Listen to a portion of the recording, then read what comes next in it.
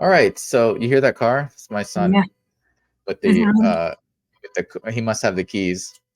Um, okay, so all right, so we're doing a first podcast episode conversation together. Melissa, thank you for coming on Thank and you. chatting with me. Um, so why don't we do some intros? Why Sure. you if you want to start? Well, my name is Melissa Bello. I live in Florida. I've been in real estate. Well, I got my license the first time in 2006, and then I went through the crisis back in 2008, 9. I went through all the ups and downs, the foreclosures, the REOs, then moving people into rentals, and after that, there was really not much market to work with. So I kind of like jumped into property management for the last 10, 12 years. Yeah, and that's what I've been doing. I've been also always like interested in like investing on my own. So I have a couple of properties. I flipped two in my life very slowly. And then, I have one rental now and I have the one I live. But I'm looking to buy more subject twos and understand more of that process. Now, I just got into the Gator, which I think is very interesting, and it works hand in hand with the subject too. Now, because usually what is the biggest problem, right? People say like, okay, like why am I not buying more properties? Why are we not doing more deals? Because we don't have money. Everybody says like, oh, where is the money? Where are we going to find the money? So that was very like interesting. I've been like following Pace for maybe like a year and a half, and I was going to just jump into the subject too. And as soon as I saw his videos on the Gator, that really like caught my eye, because I was like thinking like, okay, I understand some of the real estate part. I got it since I've been in real estate for a while now, but the lending was like very, very interesting to me to learn. So yeah, that's Mhm. how I got into the Gator. Yeah, that's awesome. Yeah, definitely. I want to learn more about that. On that side too, because I know we've talked about it before. We haven't really dove in to some of the stuff that you're learning and going through too.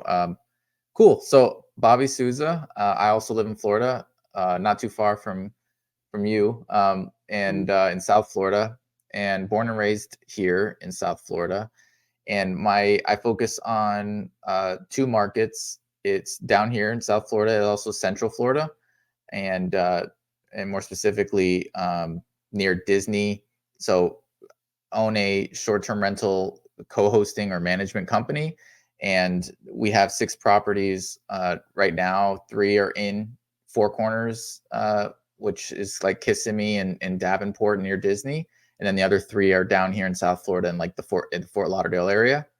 And uh, and so I've been I've joined the Sub Two community maybe about like 5 months ago or 4 months ago, and joined it because ultimately we are co-hosting for other owners right now, but the goal is to purchase our own. Me and my wife Kristen, to get our own, so that we can then run that through our management company, and all the underwriting and things that I've done over the last like year or two for realtors and for properties of our own. It's very hard to find deals that make sense in what we're looking for in terms of short-term renting, with the amount of time it takes and effort that you need to build that machine up to own a short-term rental. Like, you really want to look at like 15% to 20% cash on cash return, and that's not happening with the interest rates that are today. So that's how I got into the creative route or realm, and then landed into sub two community, and have learned a ton since then. And yeah, and going to all the real estate meetups, which is how I met you. Um and and it's been great so far, meeting a ton of like-minded people, and really learning as a real estate investor, not only like the short-term rental management company, and really building that and continuing to build that, but focused on also becoming more savvy, and ultimately like a real estate investor uh, myself. Yeah, no, I agree, because it's kind of like a challenge when you first start too. And what Pace always says is like, it's more than network, and it's more of the community, it's more of like who do you know and how you meet people. Because when I first started with the Gator, I was just watching the videos, and I was not really networking with anyone. So I was like, this is, I'm learning. I think I'm learning, but I'm really wasn't really learning as much because I was not using it. And I learned by putting things into practice. So I understand more when I speak with people, when I learn from other people, when I'm like in action. And I wasn't really in action. So I wasn't really like grasping the concepts as well. So I Yeah. started like networking and like talking to people, and then I really like understand how everything like gets together into the deal, like the subject to with the money indicator, the private money lenders, like all these other pieces that are able, to put together. Like I didn't really like think about it until I started like networking and going Yeah. to the meetups and everything. Yeah. Right. Yeah. Yeah. I know, right? And it's like the biggest thing has been the networking, like connecting with, connecting with you, but also being able to help connect you with other people that I meet. Because ultimately it plays like hand in hand, like the Gator community and Sub 2 community definitely have a lot of synergy there, like of the work that they can do. And so I'm super excited about what I'm learning right now. And the focus is twofold. Like again, the short term rental company, but really trying to remove me and my business partner remove ourselves from the day to day. And we just hired an assistant, so we're onboarding them and going. Built out all of our documentation and created videos, how tos, and all that. We're onboarding this person that they can handle a lot of the day to day, and then allow us to get more properties, but then also focus on the investing side of things and get our own. So it's fun. It's been a fun like uh, fun journey so far. Yeah. But just learning a ton. Yeah, absolutely. Yeah, I'm also like I said, I've been in property management for the last 10 years. So I'm very familiar with like doing, the buildings and the long-term rentals and that kind of thing. I also like manage associations, which are like owners. So I'm very familiar with the customer service. And then now I'm doing like office buildings. So that's a lot of like the square footage and the rentals by square footage. And all that is very interesting because eventually I would like to like get into multifamily. Like that's the ultimate goal, right? So Yeah. maybe buy multifamily, and if I was able to manage it, I really enjoy managing. So like another thing, like if I can add value to anyone, maybe I can help with like managing or like going through budgets or that kind of thing, which I actually enjoyed. Yeah. Well, that's Yeah, cool. I mean, there's something for everybody. It's good that you need people that enjoy that stuff. Someone's got to be able to do that.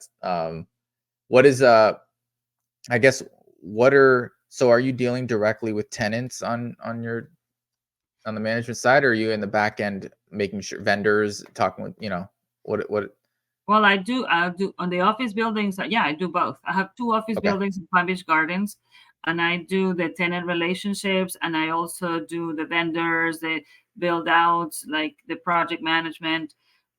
Yeah, pretty much everything. Like, nice. checking the contracts and renewing contracts, budgets, everything. And I Yeah. also have an HOA in Vero Beach, which it's a little bit different of the politics, more so because it's HOAs is more emotional for them as owners, so it gets a little bit more complicated to deal with in a personal level. Yes. So I'm in a Facebook group that's my community. And so I understand, like I see all the things being posted in there. Yes, lots of drama. It's actually really entertaining to yeah. just sit back and read. I'm like, oh, it's really good. Um, Yeah, some of the but things are pity. Like it's not really that important, but they make it a wow deal. Like it's the end of the world.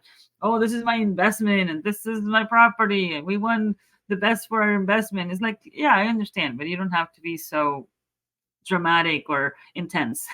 yeah, oh yeah. There's been so many different things around, like people posting their Ring camera videos of like a little kid like riding on their driveway with their bike, like just passing by and like riding up their driveway and down, and it's Yeah, like, can you stop having, it's like, really, come yeah. on, you know what, You're gonna put signs it's all over your innocent, property yeah, saying right, pass by yeah, here, pass by the yep, other side, like yeah, yeah, yeah, crazy.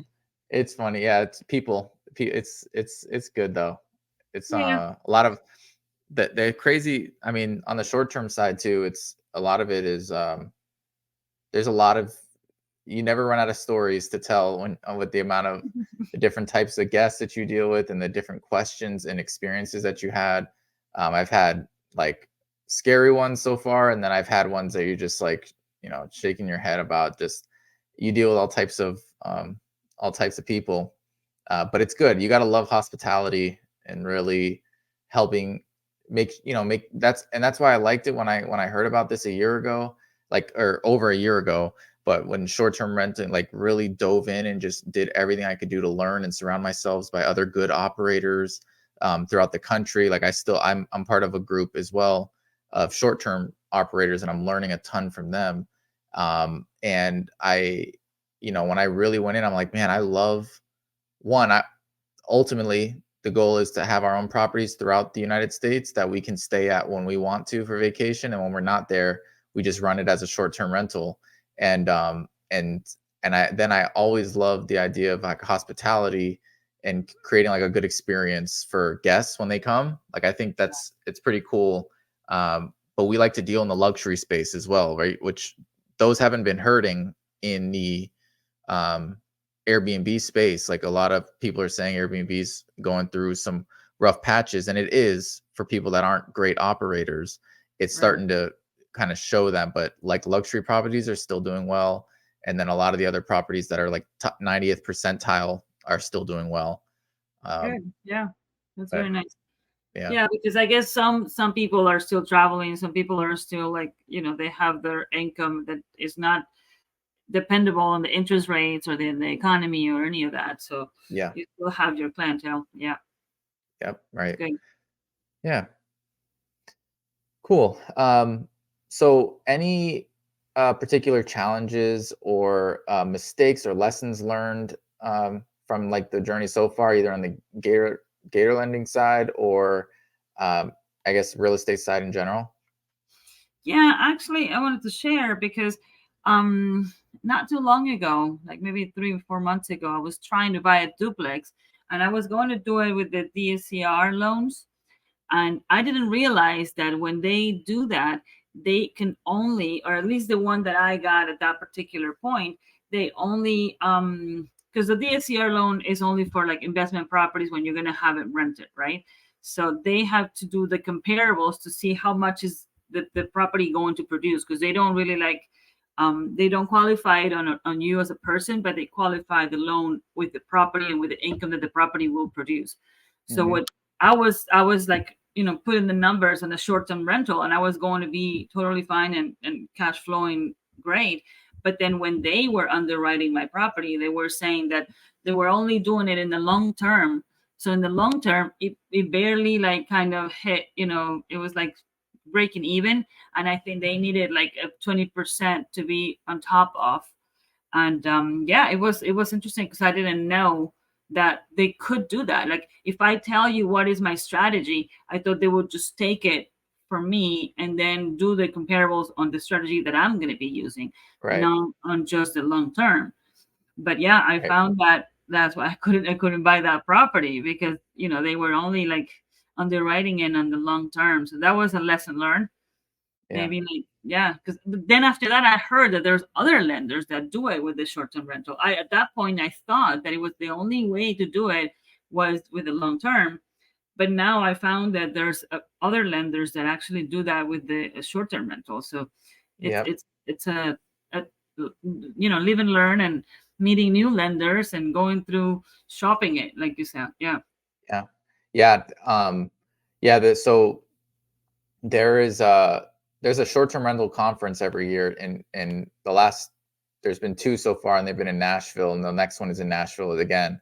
But they always that's how I learned from those conferences, where I met lenders that are specific, that understand the short-term rental space. So Mm. people like the lender.com, the lender, and then there's like Easy Street Capital. There's a couple companies out there that they understand the short-term rental space. They know it. They'll use AirDNA to do their comps, to do their projections as well.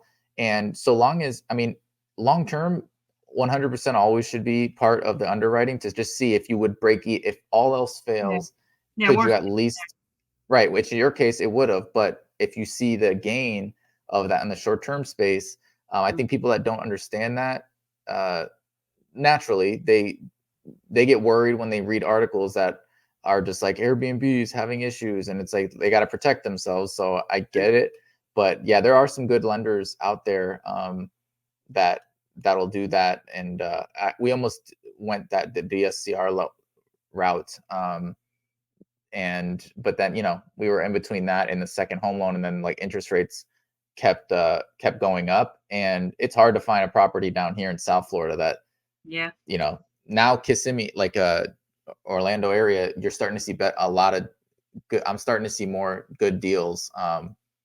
It's just got to be done creatively still. Like the price is coming down, but interest rates still too high. So cool. Yeah, I'm really looking right now for something in like the West Palm or Palm Beach Gardens area because that's where I work and I need to like be closer to work. At least for the next, the plan is to be there for another year, year and a half, and then be on my own. But in the meantime, the drive is taking so long, which is time that I could be using with like learning, going to like meetups, meeting new people, doing more podcasts, and Hmm. other things that could definitely help. Yeah. So yeah, if anybody knows on a property subject to or seller finance that it's in from West Palm to maybe Jupiter, I'm buying. Yeah. Awesome. Is there any particular buying criteria that you're looking for, or things that you're not interested in that Definitely area? not a condo. Definitely not a condo. It could be an HOA with no more than $200-300 a month. Like I would not pay any more than that. Preferably no HOA, but since those areas are a little rough, sometimes you have to be in some kind of an HOA. Mhm. But yeah, I mean, I would prefer like 3 bedrooms and preferably no HOA. Yeah. Oh, that's good. Yeah. I like that area a lot too. I really like West Palm. Just I mean downtown. Like I've actually Like done like there's like multiple. pockets of areas like super nice, and then next door is horrible, and then super nice, and then it's horrible. It's like it's Yeah. hit and miss, really. Yeah. Because even You when you see, see the address, you're like, oh, I know the place close to that, but then 3 houses down, it's like, oh no. yeah, it's funny. You see that all out east. So Delray, like really bad, then really nice, Yeah, and Pompano Beach, really true. bad, and then it gets nice. Fort Lauderdale has those pockets too. It's especially when you go east of 95, it's just like where you have those differences, and yeah, it's. But I've had multiple staycations in West Palm Beach. I love that area. Just but downtown, like it's got to be in Yeah. that I pocket. actually So, used to live in a high rise downtown for like a year oh, because I nice. just I just wanted to be like, I don't want to have a car. I just want to like be downtown, and it was Yep. expensive. It was like, something I wanted to do. And I was like Yes. walking distance to everything. I was right in Clematis. It was awesome. That's It was a that's nice so cool.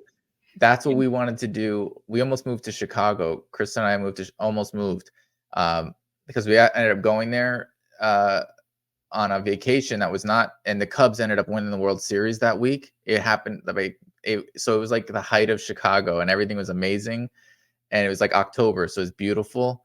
And but we didn't move. We ended up getting pregnant, and so we didn't. We ended up staying here, families here, and everything like that. But probably good thing because people are like, yeah, it's nice now. Like, come during the winter and see if you want to stay here in Chicago. It's supposed to Yeah, be it like would be so a cold, challenge. but Yeah, I yeah, wouldn't we know wanted what to be to in do the city. myself. Yeah, Yeah, I don't even know what to do myself in the winter. Like I wouldn't know what to yeah, do with my car. My car is like oh, under snow. I wouldn't know.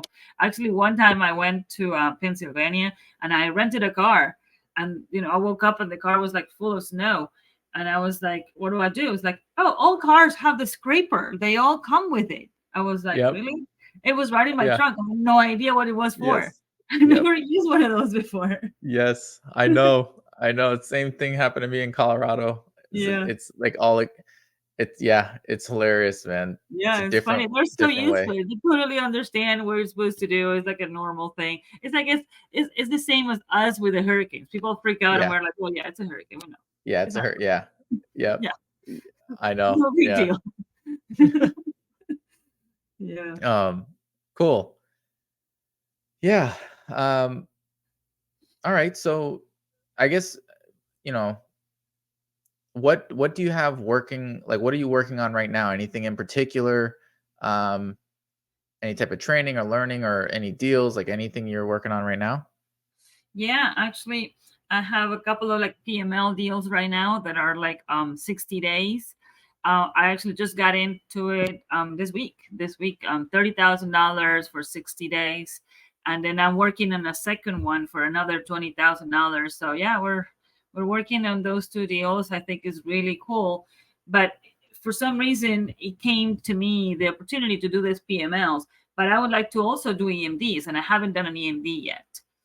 Yeah, even the PMLs is very interesting because the paperwork that you start learning and the JV agreements, and then you start seeing the promissory notes and what is supposed to be in there or not. Because then I had another person that offered me to do another PML for like 10,000. But when I saw his paperwork was not the same as what we use, so I was kind of like afraid of like, oh, I don't want to get into it with somebody that because the people that I'm working with is actually like people from Pace's group, but this guy Yeah. wasn't. So I was Oh, trying to okay. compare and look at the paperwork, and I realized there are differences, and I was like, oh, Yeah. maybe either we negotiate it or let me learn a little bit more to tell you what I want on the paperwork before we get into that kind of deal. Yeah. Yeah. Very interesting things though, because I wouldn't catch that if I didn't, if I was not going into this group, I Yes. wouldn't be able to know Yeah. that was so. Oh, yes, and I'm really curious because we haven't dove into this before in the past, in our conversations, but how can you just walk through, like, the basics of how that happens, and then what that means when you're saying, like, you're doing that PML for someone, like, what exactly in the basic level of what that means when you're doing that for somebody? So a PML is private money lending, right? So I'm lending my own money. So I'm giving my $30,000, and the terms is 60 days with 20% after the 60 days. It's not simple interest, so it's not the monthly; is a one-time return. Mhm.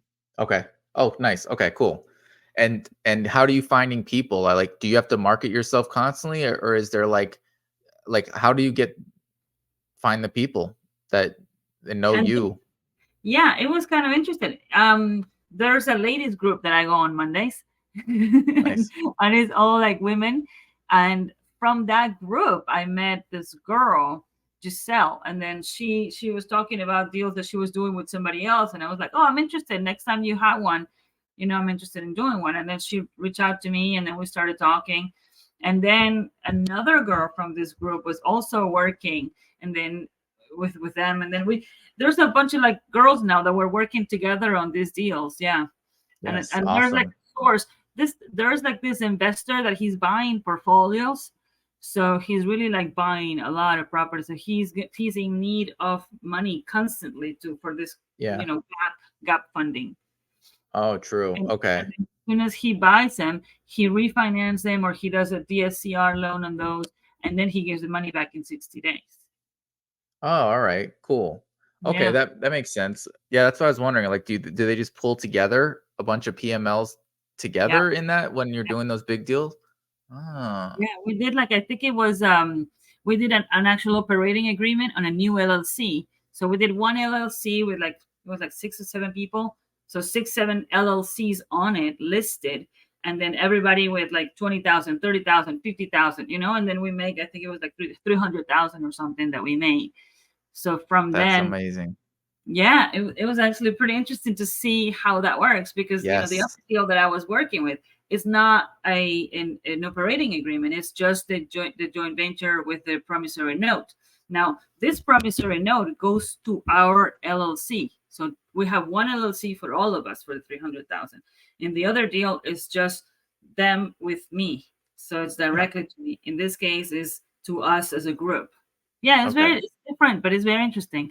Yeah. No, I'm super intrigued because I think this is the biggest thing when my Yeah. head wraps around is how do you find the money for this stuff? Like, yeah, how do you leverage that? Because like I was been telling you too, like there's been the multifamily. The reason why that I got into the sub two community was a multifamily deal that I loved, and it's way overpriced, and the cap rate was way too low. Like it overpriced, but it's been on the market for like nearly 300 days. Not Don't and get that it. they're tired landlords. They want to retire.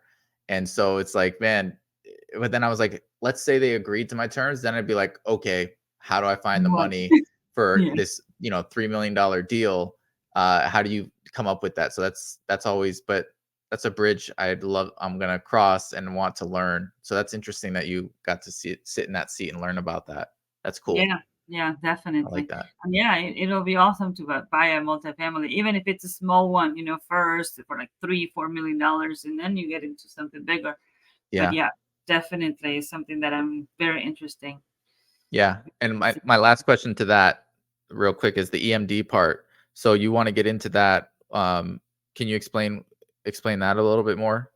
So the EMDs are usually for wholesalers that are like in between different contracts. So when a wholesaler comes to you, they do a contract and they have to put a escrow deposit, but they're usually in three or four contracts all up at the same time. So they're trying to, like, secure a few contracts at a time. So if they do, sometimes they don't have the two $2,000-3,000 here, so it adds up to like maybe $20,000. But if when they run out of the money, then I can come in and do like $2,000, $3,000 for that EMD for the whatever 20 days, 30 days, or maybe 15 days, depending on from the day that they got the contract until the day that is closed. There's always like a probationary period or like a trial period, whatever, when you can still back out. But then after the money goes hard, then you pretty much have to go through the entire like transaction. Yeah. So that's Um, it. And but you can get a bigger return because it's a more urgent. And the wholesalers usually they make like $10,000 out of that. If you lend them two and then you ask for two back, then you make double your money and they still make eight. So it's still like a good deal for everyone. I like that a lot. I have someone in mind that I'm gonna connect you with now because, they're actively doing, a lot of like 4 to like I was telling you before, 4 to 8 deals a month, and, Mm, I think that's a great, uh, opportunity. So I'm gonna definitely like once we're done, I'm gonna connect you with him because I think oh, you might be able to get some work there on that. That's cool. Awesome. Thanks yeah, for that's sharing awesome. that. Great. Cool. So tell me something about the subject. So you've been in that for like 5 months, you're saying? Yeah. Yeah. 5 months. Yep. And then you're starting to make the phone calls now? Tell me something about Yeah. your. Yeah. Yeah. It's been it's been fun. I'm calling both sellers and agents. So on the sellers, I'm calling like, expired listings and they don't answer the phone much. I got one person to answer the phone and they were like, the property's not available anymore and that was it. And but now it's just like following up with the people that didn't answer. A lot of them have disconnected numbers. Like it's a lot harder to get a hold of them. Uh but conceptually it should be better in terms of their expired listings. They should have sold and they didn't sell and here's the solution, right? Subject to. So waiting to get a hold of sellers there. Again, I just started this week really heavily calling. Um, but on the agent side, right, like they're more susceptible to they're picking up and you can be more direct with them and to the point.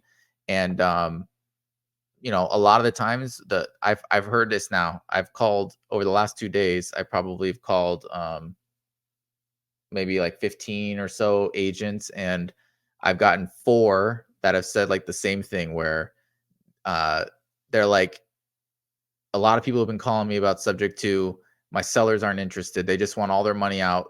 Like they just want their money out. They don't want to be tied to the mortgage. They just want that. And I'll ask, I'm like, well, why, why is that? Do you think they fully understand it? Like, do you kind of get subject to? Do you understand it? And they're like, yeah, they're not interested. I'm telling you, they're not. And I'm like, okay, like it's a tool. Like, listen, we can get the deal done. We can actually literally send an offer. Sometimes the agents, they want to know, are they going to get commission? And they want to know, uh, like mainly that too. But whether or not they did float it to the seller or not, they're supposed to. But by chance, they just mentioned it and who knows how they're delivering it. And Mhm. so that's been interesting, but it's nice to actually be able to call and someone's pick up so I can actually talk with them. Sellers are just it's been hard to get a hold of Really, directly. Yeah. So I we would ended up think sending I yeah, would go think ahead. it would be easier to talk to sellers than to talk to the realtors, because the realtors are like, oh, I'm a professional. I know what I'm doing. I know what I'm talking about. I mean, I talk as a Yeah. realtor because I have the experience of how Yeah. realtors think that they Yeah. know what I'm doing, But Yeah. they usually don't. They usually really don't, because that they don't teach them that in school. I mean, Yep. barely when you're doing deals, you do that kind of like financing. So it's Yeah. not a really common thing, but they feel like, oh, you're not going to tell me what to do. I'm sure that's kind of Right. like the attitude. If you go directly to the sellers are more open to like hear, oh, really? That's what that option? I didn't know about that option. My realtor never told me about that option. Like you would Yep. think if they don't answer the phone, you can't even tell them that. That was the hard yeah, like, I just want I'm waiting to get a hold of a seller in, I have some follow-ups and everything to do as well just to keep calling, but it's been mostly like I said, out of, I had 15 sellers to call. I've actually gotten on the phone with one of them. And, Oh, and it's so and I know it's the numbers game, you gotta keep calling too, but it's that's the hard part, but when I get on with them, I feel to your point, I think it's gonna be an easier conversation or just more of a I can now actually connect with the person, whereas the agents, right, they just wanna, tell me what you gotta tell me. Don't beat around the bush, just tell me it. Let's move on, and yeah, then they are more protected, like, for whatever reason, and they get defensive when sometimes they don't understand things, like I said so what's cool is, yesterday I called an agent, it was an expired listing, so I called the seller. Seller's like, "Hey, we have a new agent. We already signed, but it's not on the MLS yet." So I called the new agent and I told her about it, and she's like, "Isn't that mortgage fraud?" And I was like, "No." I was like, "No, it's actually subject to is legal, completely legal. It's actually even you'll see it on closing statements and the HUD statements. Like you'll actually see lines in there from the government official like documentation subject to. The thing with mortgages is that um, they have the right to call the due on sale clause, right? And they can kind of fast forward that the notes and make you pay that off if they notice that the deed the name on the deed is changed and no longer matches like the loan the name on the loan. It's rare it happens, and if it happens there are ways around it, but it's not fraud. It's by no means that. So it's just interesting the amount of knowledge that you have and yeah, or people have about it and breaking down that barrier and staying on the phone long enough and go past like the anger that you kind of hear with some of the sellers about or because they're getting called not sellers agents because they're getting called I guess about this all the time and so anyways it's a good experience though. So we submitted an offer for one yesterday that was in the agent's like okay send me an offer and I was like all oh, right cool so we'll see how that one goes um and yeah just keep on calling yeah. I people. was thinking of like doing the door knocking like for pre foreclosures. I thought that would be very interesting too, just to like and that's really helpful. I mean, even when they don't think so, it's like yeah, we're here to really help you, because Yeah. otherwise, if when you go to the foreclosure, it's going to be way worse. You're not going to be Yes. able to move anywhere. You're going to have an eviction. You're going to have all these issues in your credit. I mean, you're not going to be able to be allowed anywhere. So Hmm. if we can like keep your credit good, and then we can take the payments, then you can go somewhere else, and eventually you can buy another house, and you're not going to be in that bad situation. So it really is a help, but they sometimes they don't understand that, and they don't see it as a help. Yeah. Yeah, right. So that I think that's actually a really good point. If you go in there with that intention constantly remind like you are here to help someone, like it should be coming off in that conversation as such. It's not like what's in it for me. It's literally a tool. Of course, it benefits as the buyer because as an investment it makes sense. And but it really benefits the seller. And Yeah, because they don't ruin their lives. I mean, a yeah, foreclosure can ruin their lives for 7 years. And right. then just to recover from something like that, it takes a long time. So Yeah. if they don't have to recover from something like that, and they can take a pause, if you will, by like letting somebody else take care of these payments, they take a pause. They can revamp their lives and then move on, and maybe they can buy a different property or something else. At least Yeah. they can do it faster. Yes. Yeah. Yep. Yeah. So cool. All right. Well, I guess what we can do is talk about really future plans, goals. Like what's kind of. I know you mentioned that you want to get to that point, maybe a year from now, being able to do your own thing, like being able to take your time to really build up your social presence, but also getting more deals and doing this more full time. So seems like your goals. What's your plan to get there? Or if you have any additional goals too, what would those be? Yeah, I would like to maybe acquire two properties by the end of the year. If I can do two subject twos by the end of the year, and then stabilize those two, and then starting next year, I think next year we're getting into 3.0 at the Gator, and that is very very interesting. Is into buying businesses and zero down businesses, which I can't wait to hear from Pay. So that's going to be another step into the how do we find the money. Mhm. Which I think is Yeah. like it's like fascinating, honestly. Like every time he says like, "You can't ask me anymore. Where do you find the money? You have the money. You can find the money. You know where to Yeah. find the money." Yeah. And we always think like, and even with the amount of times that I have heard him say that, I still feel like, oh, it's a mindset thing. It's totally a mindset thing. Yes. Yeah. You just have For to sure. change your mind and understand that yeah, there's money everywhere. But Yep. like, oh, how do you ask for the money? Who do you ask for the money? Like, and in the end, it's a practice. Like he said, Yeah. just practice every day, talk to everybody, and just if it's not right, doesn't matter. Just practicing. You're practicing constantly. So Yeah. yeah, Yeah. Yeah. These conversations help constantly as well, right? Like oh, yeah, you're refining the way you talk about these things by talking through it like this too. Awesome. No, that's cool. I like that. yeah, It's great. for sure. Yeah, what are your plans?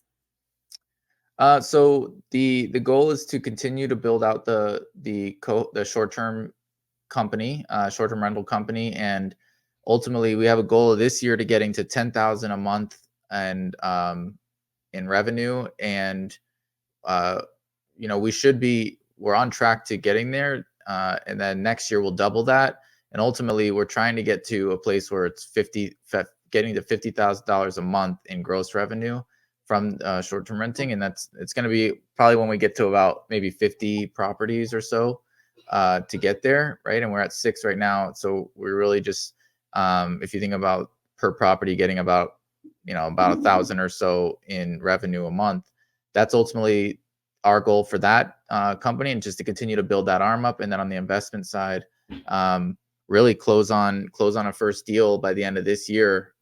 And so on track to doing that. Just in the short term, I'm learning about the process and working with people, teaming up so that I can understand people that have done deals and know how to close deals and go through the A to Z. I'm learning from that, and it's been a good opportunity. So only a matter of time before getting my first deal. Yeah, me too. Great. Yeah, cool. Can't Um, wait. uh, yeah, yeah.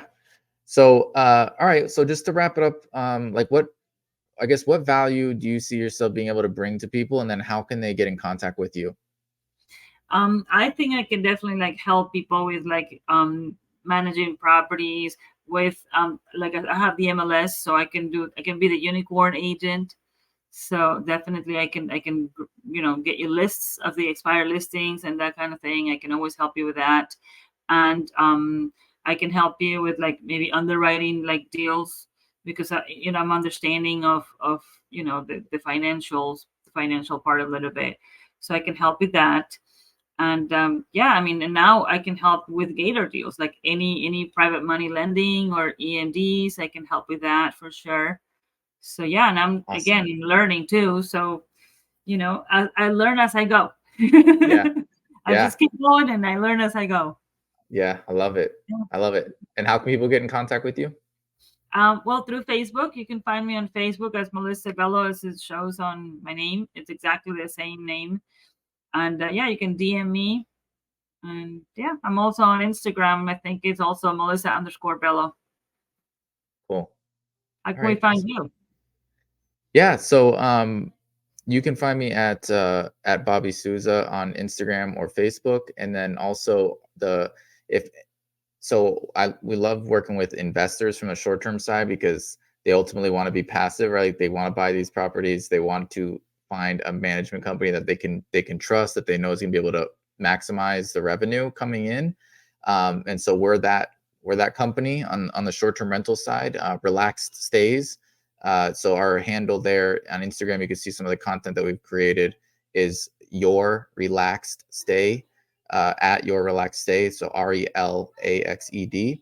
And feel free to reach out either to me personally or through that, and we'll be able to respond. So any short term rental needs, and then we do a ton of underwriting and building out performas on the short term side as well as midterm. So we help out realtors a lot with that, so they can help their sell properties to anybody that's interested in an Airbnb or short term rental property. And but we can also help anybody that needs that help too. And we've done a ton of those, so we have it like down pat now on how we go about underwriting them. And yeah, that's Now, I have a yeah, question for you before we go. yeah. Um, do you, on your management company, do you have accounting in house, or you use a different company for that? Accounting, like in terms of how we do the book, like run the books for Yeah. the owners. Mm-hmm. Yeah, we Well, do it in actual house. financials? Do you do full financials for individual homes? No, No. no, no, not to that extent. It's high level. It's more about so like we'll remit taxes on the behalf of the owners with power of attorney, and we collect all the payments from the the rental, the bookings themselves, and any other additional revenue that we get from that bookings, and then we disperse as needed. We make sure our cleaners are paid and all that stuff, and we provide reports to the owners, but we don't do the full on accounting for them on their behalf. But we manage a lot of the money as it relates to the bookings and any revenue we're gaining. I don't Nice, know if that nice. answers your question, but or if you have a thought around that, is that Yeah, no, I was thinking because I was also thinking of maybe buying an accounting company. I was talking to another girl in my group that she actually just bought one, and I was thinking either I was before that I was thinking of buying a management company. So now, if I can buy an accounting company and then just get a couple of buildings, then ooh, that's a management company right there. yeah. So Well, let me know about that because we definitely uh could always use some help with that. I think that's our next big thing is how do we find something that can help us, even as a manager company, do better around all the properties that we manage. So I'm thinking more of the accounting on for the our company themselves, not the owners. So I'd be interested to learn more about that if you go that route. yeah, yeah, for sure. I'll let you know. Cool. I'm meeting All with right. her. I think it's on Monday or Sunday. Yeah. Yeah, Awesome. All right. Cool. yeah. All right. Well, Well, thank you. very good Thanks. talking to you. Yeah. Exactly. Yeah. It was great. No, this is great. I And, this is good. So, all right. Well, I'm sure we'll have each other. We'll have another episode in the future, and we'll kind of talk about the progress that we've made. But yeah, yeah, absolutely. cool. All right. Thank you. Thank you. Bye.